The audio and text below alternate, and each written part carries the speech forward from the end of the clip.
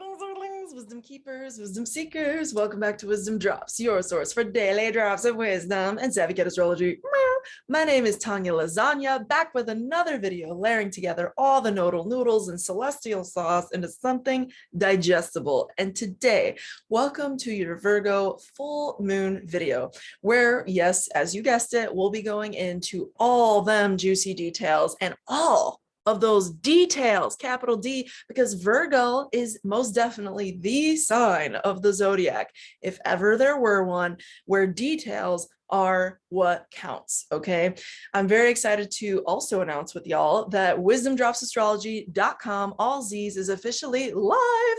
So if you want to learn more about me and Wisdom Drops, book your own session, whether that's live or pre-recorded. It has literally never been easier or more streamlined. All the portals are now officially opened. Please do check out the link down below. And as always, if you're new here, welcome. Make sure you subscribe if you vibe as we is building the tribe on the interwebs, and hit that like button, whoever you are, right meow, because it helps the channel grow. Thank you so much to all of you for the support. And also, I love the feedback I get from doing readings with clients. It's been an absolute blast. You know who you are, and much love to you. So thank you. Let us continue into sharing the screen. Okay, girls and boys, so in front of us, you shall see a 27-degree perfected Virgo full moon happening Friday around 3 a.m. Eastern time, Standard Time. So here you go. What does this mean right off the bat? Well, first things first, it's a full moon and it's in the sign of Virgo. So we know a lot just off of that before we get into the super science of all these crazy lines, okay? And let us refresh on the basics.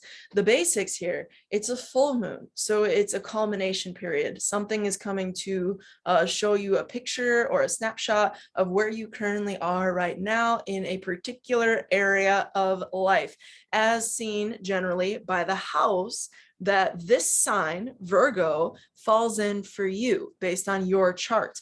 If you don't know, information about your chart, you can generate your own chart online. You can also book a reading with a professional astrologer, such as myself, at wisdomdropsastrology.com. However, this is in Virgo, meaning Virgo, regardless of what house it is for y'all, has a certain set of themes that we all can resonate with. And let's just go over a few of those key themes. Organization, and it could also be lack thereof, but let's just say the theme in either direction of the spectrum: organization, detail, okay, thoughts, words, criticism, okay, mental health and illness, things around those lines, physical bodily health and illness, healthy habits or not so healthy habits, okay? It's a habitual thing, it's a mental thing, and there's a certain, this is the axis of health and wellness, right? So there's a certain, when I'm referring to Pisces and Virgo, the axis, the opposition you see there, right? So there's always going to be something related to those topics whenever you have one of those energies, or as is the case in a full moon, both of those energies highlighted. So now that we got that, what else do we know about Virgo? Well, Virgo is obviously an earth sign, or maybe not so obviously, but the fact that it is an earth sign tells us, again, another layer of information. It has concerns, rulership over, if you will, the material realm, and not as much as like its fellow earth signs in their own ways. Like Taurus is the material realm in terms of, does it have monetary value, or is there a pleasure associated with this? That's more of a Taurian level concern. And hey, those are valid concerns, right? No disrespect to those concerns. It's just not a Virgo sort of iteration of that same energy.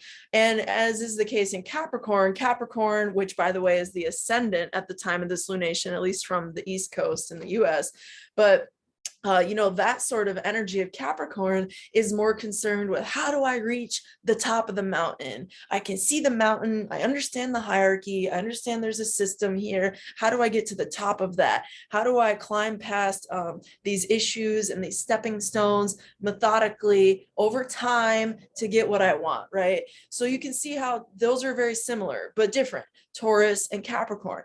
So you go and you add Virgo into the mix. And what is Virgo then? Well, Virgo is one of the earth signs, but it's the in-between. So somewhere in between just financial value and, pleasure principle, Venus ruled Taurus. And I got to get to the top of the mountain. I got to build my way up. I got to climb the ladder or whatever and make an empire and a name for myself. Capricorn, okay, ruled by Saturn, all about legacy and achievement and accomplishment and time, okay, and hard work. Virgo is the happy in between in some ways.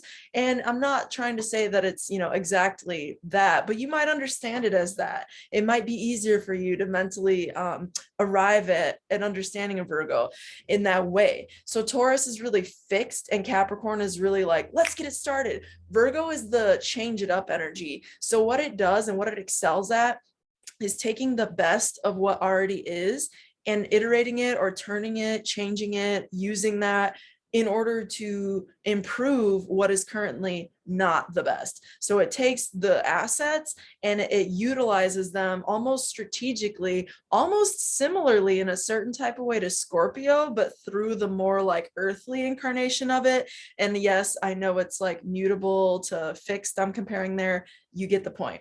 The idea is there's a certain strategy, there's a certain mental plot line or mental kind of like component to it, an analytical planning sort of thing. Not as much like Capricorn might have a 5-year plan. Virgo might have an Excel sheet that details out the last 5 years. And that is like what they bring to their table when they consider what the next 5 years is going to look like. There are more people who are organized in the details of it, in the woods of the forest, if you will.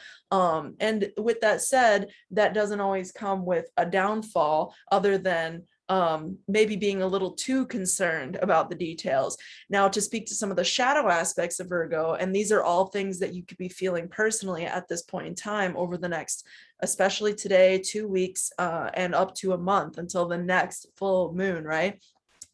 This shadow side of Virgo, I mentioned it earlier, it could be a mental health issue. It could be just, thinking unhealthy thoughts. It could be also our own need to constructively criticize, and that could also go south. It just depends. There's a lot of different examples. It depends where this is in your chart. It depends what kind of vibe you're resonating to.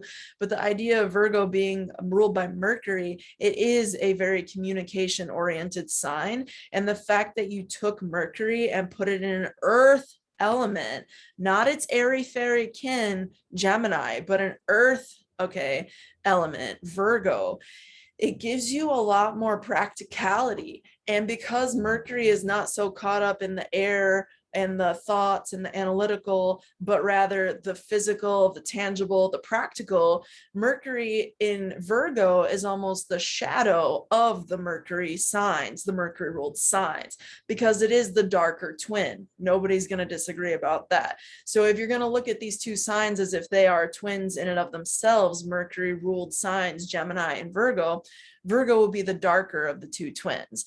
And that is to say, Virgo is going to be more concerned with all the issues or all the problems. And like, I have Virgo placements personally. I'm not like trying to make fun of Virgos, but I'm just saying it's the real deal. Like Virgo tends to worry itself sick. Virgo, you really need to make sure that you do your physical bodily maintenance, or things will in your mental state be reflected accordingly. If you're not taking care of your physical body when you have strong Virgo placements, it's just the reality of the situation.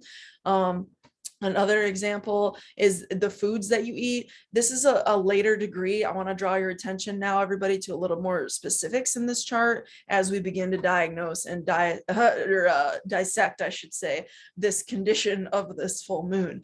So the fact that we have a 27 degree, or if I was counting the 0 degree, this would be the 28th degree. It means that we have a very limited span until we reach a new sign. We're at the last decan, or the last 10 degrees. Okay. And what that means, if we're putting on our evolutionary astrology hat and kind of looking at it through those perspectives, is that this is a more masterful sort of test or masterful sort of awareness.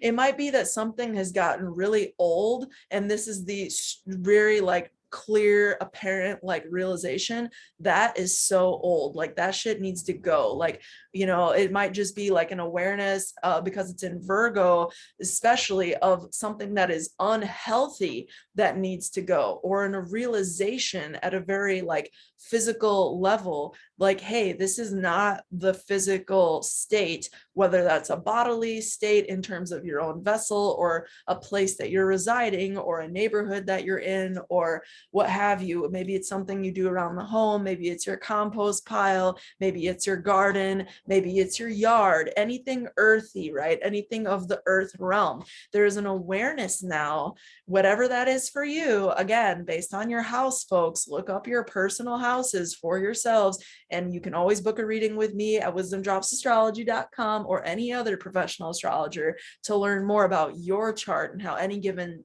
transit, you know, is influencing you.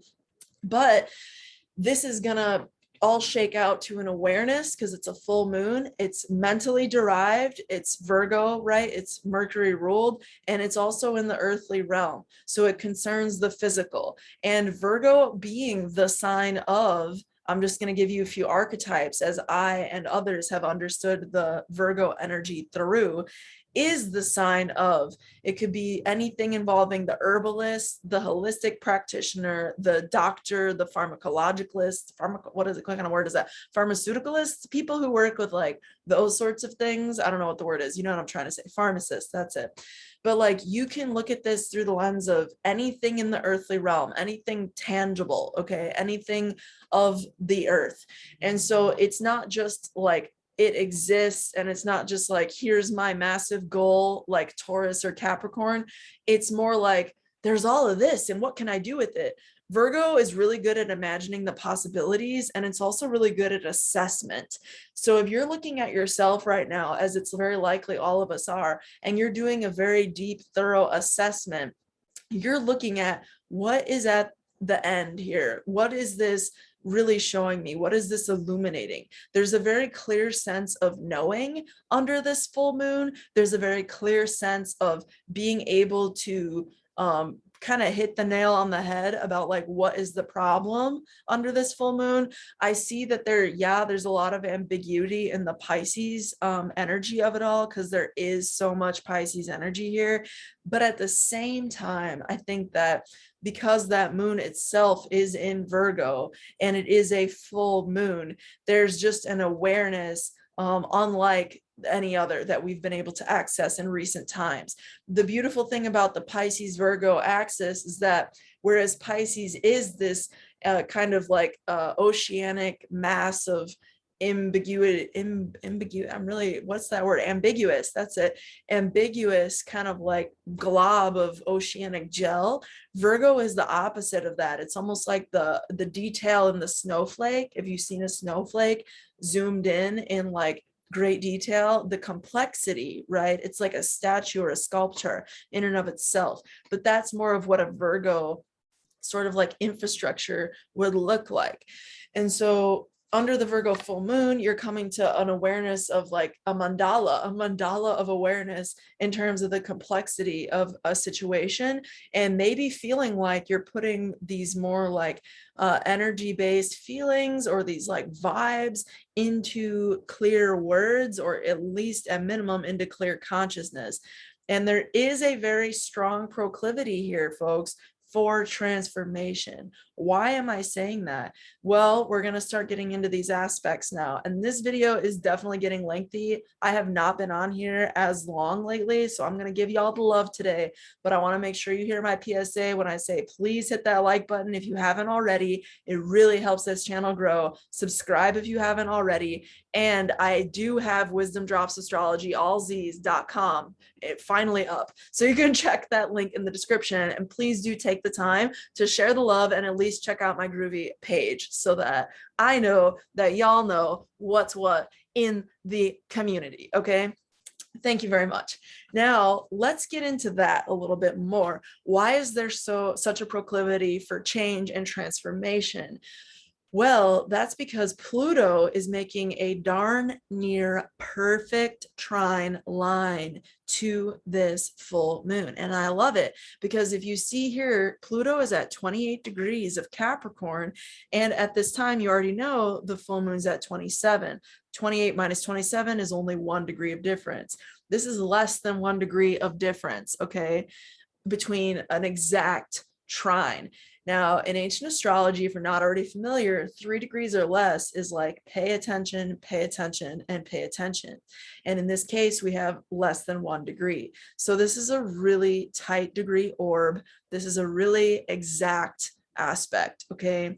And the exactitude, it's almost like we understand that, or we then take that and understand it as a way. It's like it wasn't by mistake. It's like by design, it wasn't an error that this was like, spirit didn't just say, oh yeah, I think I might have Pluto trine the moon.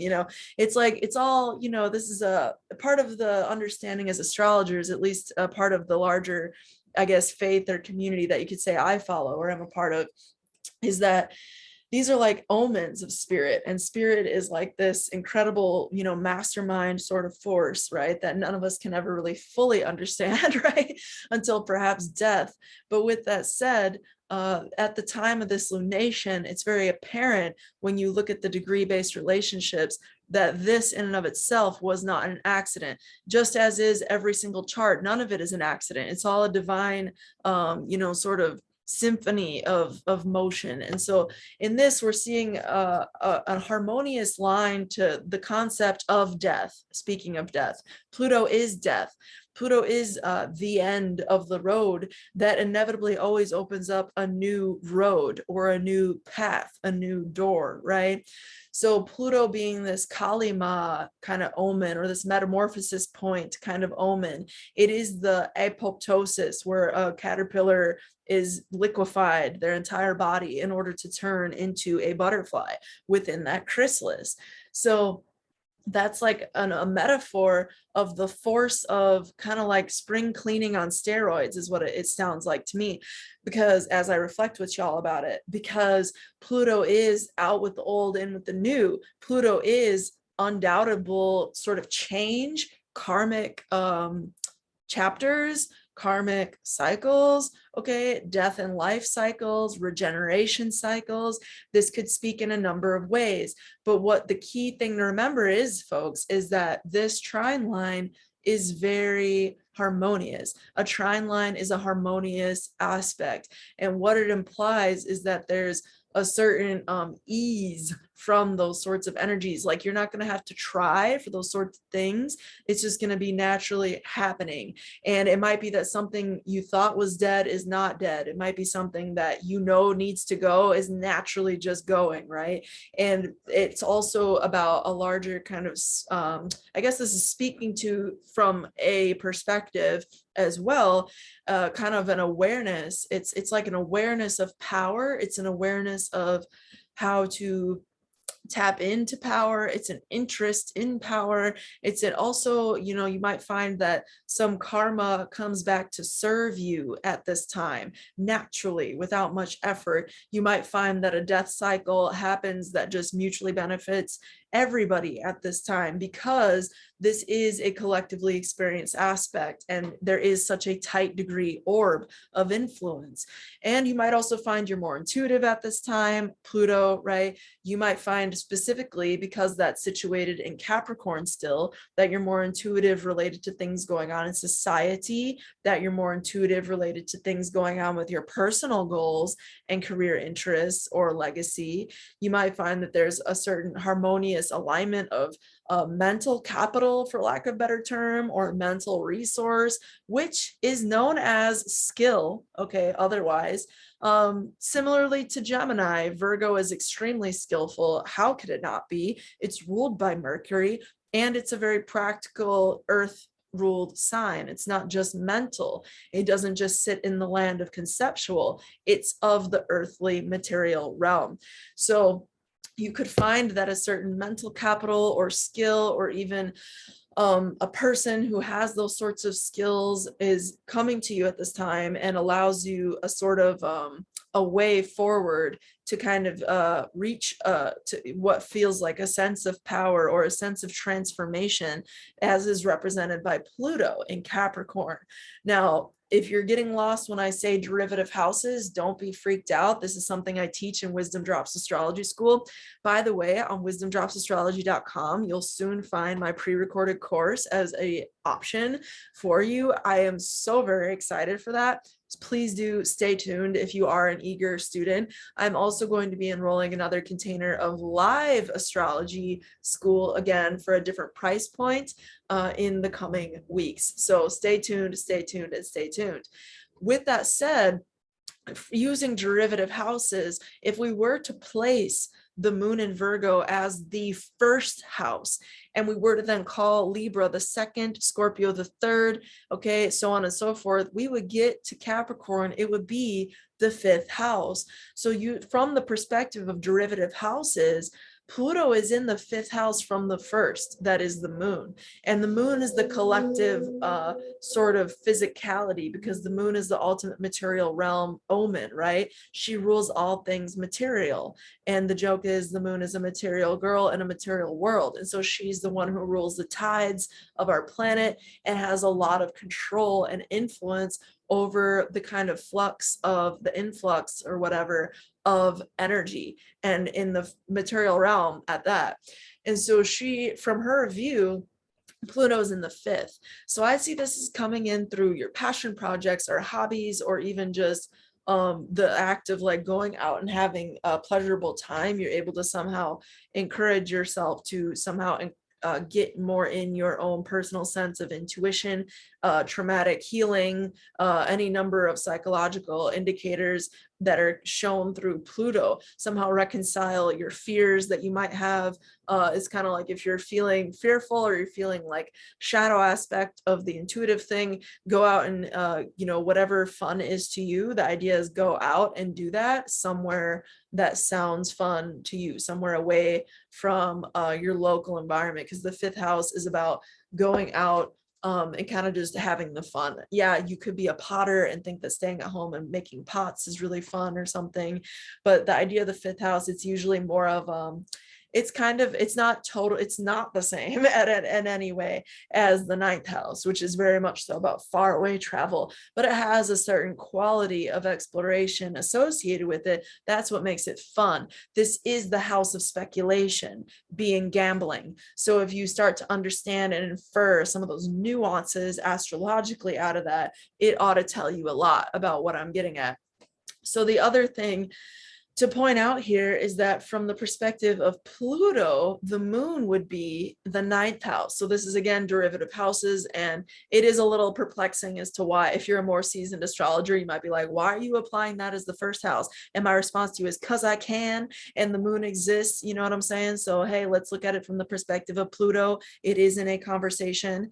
So Pluto being, if we were to say in the first house as it's currently pictured here, okay, the moon is in the ninth house from Pluto, meaning that from the perspective of your own psychological transformation or your own psychological sort of regeneration, if you're healing a trauma cycle or you're healing some type of, you know, psychological shadow, whatever that is for you, maybe it's around worth and value, because these are earth signs, right?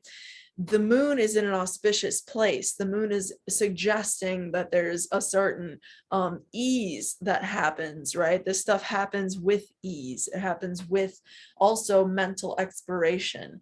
That's another way of reverse engineering this technology, right? You can say, well, the first house could be Pluto. And if I'm reading for answering Pluto related questions, I would read that house with Pluto as the first house, and then I would read the rest of the chart accordingly.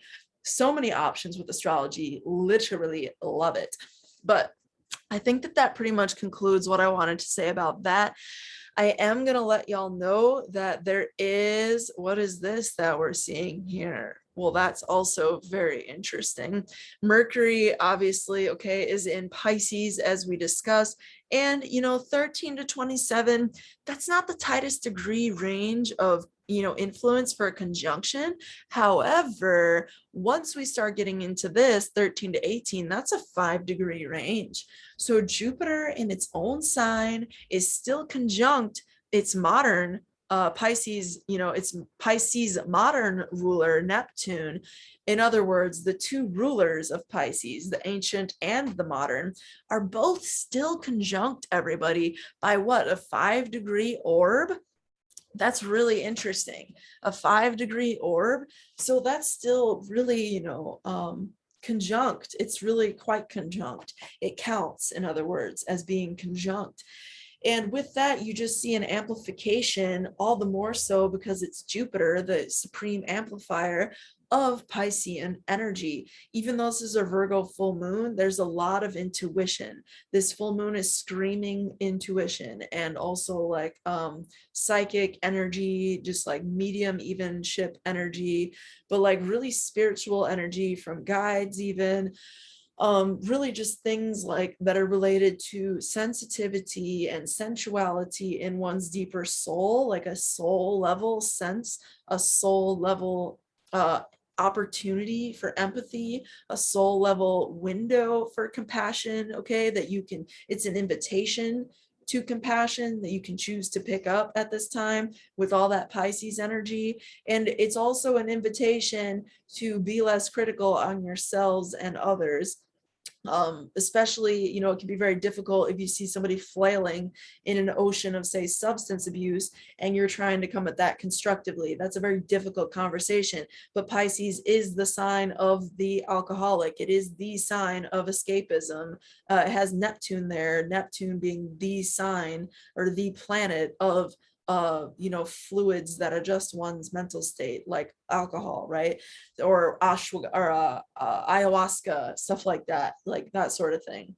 So, there is a certain like increased likelihood that if you do struggle with those issues, that you could be really feeling it at this time. So try to be careful if you can around things like that. A good way to redirect that energy is to get back grounded in the opposite side of the sky, the sister sign, right? Virgo. Virgo is very good at no BS. The thing about the Pisces energy is that it can be like the fish in the sea in the best sense, and it can be the fish in the sea in the worst sense, meaning it could be the ultimate shapeshifter. They're the chameleons of the zodiac. So while they can be absolutely, benevolent and childlike and empathetic and compassionate and really almost like angelic in their vibrations, they can also be manipulative as holy hell. People want to talk about Scorpios. Fine, you know what? At least with a Scorpio, you're going to know where you stand. You know what I'm saying? That shit's refreshing if you ask me. With a Pisces, good luck. It's a fish in the sea. You know what I'm saying? You just don't know. But in the case of Virgo, the sister sign, Virgo, while they are Mercury ruled, and you would initially be like, well, wait a minute, Mercury is a trickster. Well, of course Mercury is a trickster. And yes, there's not saying that a Virgo isn't, incapable of that sort of thing. But more often than not, at least how I've understood it, and witnessed it and experienced it, Virgo being grounded in that earth, it's much more concerned, generally speaking, with what is practical, like what is really practical. They're much less concerned with putting on a show for you, putting on an act, putting on an illusion. Virgo doesn't really have time for that. It's not that they don't have time for that as much as maybe they just don't have interest in that. Virgo's interests are practical. Virgo's interests are looking to get something solved. They're solvers. They're problem solvers. You understand? Virgo energy exists to solve problems. That's literally the summary of Virgo energy. It's very intelligent. Mercury. It's earthy, tangible realm. It's not around to just think of all the Virgos in your life. I know so many Virgos who are business people or accountants, or they're all about their Excel sheets in one way or another. They have their organized systems, that other people look at and their jaw just drops and their eyes get wide, like, how the hell do you do that? I don't know.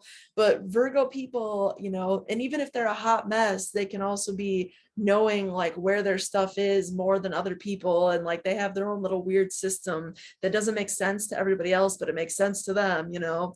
And all that to say, like, rarely will you meet a Virgo that's just like totally does not have any logic to the way things are set up. Sometimes you will, and it's really sad. They're usually not very mentally healthy when that's the case, but more often than not, these are problem solvers. And you know, the reason that Virgo might carry a little bit more, and this is again what y'all are under the influence of at this time for the next 2 weeks, regardless of your sign, regardless of your chart, you have Virgo energy lit up just like everybody else right now. And so, you know, you have the opportunity to be attuned to this vibration. And the thing that I was finishing saying there is that Virgo is aware of the problem because they are the problem solver. If you're a problem solver, you kind of need to inherently understand the problem, wouldn't you say? Otherwise, how are you going to solve it? And this is where Virgo gets the bad rep that they do as the critical, you know, nitpick, critical, whatever. And that's true because sometimes I have also met a fair amount of those Virgos where it's just the criticism is like so real. And you could be on either side of this, a Leo or a Libra, and have heavy Virgo placement. So you might be sitting there like understanding more about your own chart in this process.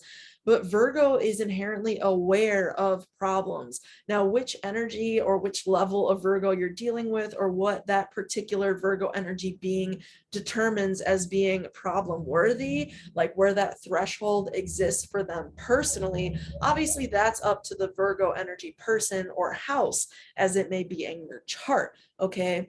But the point is, there is a proclivity to be aware of the problem, because criticism, whether that's a constructive criticism where Virgo tells you the problem in a way that nobody else had the guts to, or nobody else even could, because Virgo is the one who sees it and has the ability to Mercury communicate it. Okay.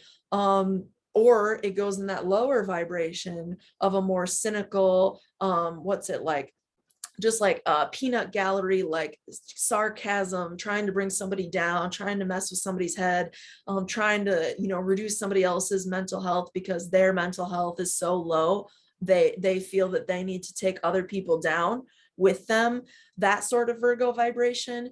You have an option. Which do you want to choose? You know, obviously, I really hope for your sake, since karma comes back ×3, that you choose the higher road there and that you're just focused on solving your own shit, to be frank, and not having to be all up in everybody else's, you know, necessarily, obviously, especially if it's unwelcome. But Virgo in and of itself is a humble energy. So Virgo in and of itself has a lot of opportunity to meet people at a level that others may not even be able to, because Virgo is of a certain level of kind of like, I guess like the best word I can think of is humility, but like at a certain level of like, earthliness. I mean, they understand the earthly realm, you know, they're not like detached from earth. They understand that there's a physical presence to this stuff. Because of that, Virgo is more understandable and relatable in some ways. People might not like them. People might not appreciate what they have to bring to the table because they don't want to hear the criticism. They don't want to hear the less than convenient information. But at the end of the day, if you're looking to actually holistically get to the bottom of something, fix it, solve it, find your way out of it, practically get around it, and do what it takes to get that accomplished and get that done. You know, it's not always in Capricorn and it's not always in Taurus, but it's always going to be through Virgo, if you want to get real, assuming the Virgo energy is, you know, resonating at a certain level. Virgo energy really gets it done, and they solve problems that other people don't have the capacity to even understand. And the thing about it is, unlike their brethren, sistren before them, Leo, they don't like the spotlight of that all the time. They might feel shy. They might feel like they're more comfortable behind the camera. They might feel like they're more comfortable sort of behind like the news feed or what have you, or they're more comfortable just in the earth, working in the field, working in the garden, working in the outer space that they cohabitate in. rather than, or maybe it's a home, I don't know, that they work in, depending on the Virgo and what they do for a living or whatever. But more often than not, Virgo is not the one who's like, hey, put me in the spotlight, but they might be the one making the whole thing run. You know what I mean? They might be the unsung hero or the leader of that team that actually knows how to schedule things out and administrate, you know what I mean, and work within teams to get goals accomplished. Virgos make kick-ass managers, really good managers. They can, unless they're mental, unless they're crazy, then they make very scary managers, because then they tend to take out all of their shit on everybody else through their criticism. I've seen it all the ways with the Virgo energy, but this video is definitely getting a little long. I am probably going to do another one on this full moon. I'm not going to promise it. I definitely am going to do another one on this Mars Venus thing, because this just happened. Venus just passed Mars, and I just think that's really interesting. With that said, make sure you like this video if you haven't already. Do check out Wisdom Drops Astrology, allz's.com, because it exists. It exists. It exists. Thank you so much for the likes, the subscribes, the comments, and the support in general, my friends, throughout the cosmos at all time, space, and eternity. If you got here to the end, leave me a star in the comments down below, and or a green heart, because green is just the color of spring, and we're right about that time of year. With that said, thank you so much. Through next time, until next time, may the stars be with you. Peace.